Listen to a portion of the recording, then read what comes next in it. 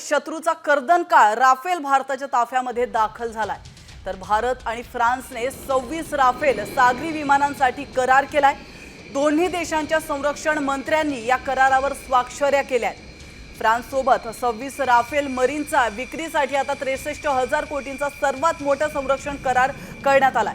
या करारानुसार भारतीय नौदलाला 22 सिंगल सीट आणि 4 ट्विन सीट राफेल सागरी विमाने मिळणार आहेत। या विमानांच्या समावेशानंतर आता त्यांना INS विक्रमादित्य आणि स्वदेशी बनावटीच्या INS विक्रांतवर तैनात केलं जाणार आहे।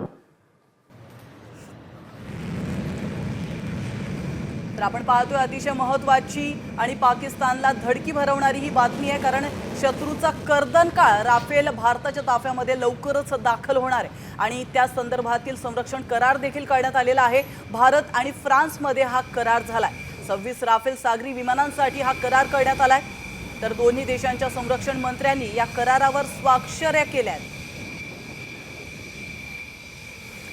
तर या करारासंदर्भातील महत्त्वाची माहिती आपण पाहतोय। 26 मरीन राफेल विमानांसाठी 63,000 कोटींचा सर्वात मोठा करार करण्यात आलाय।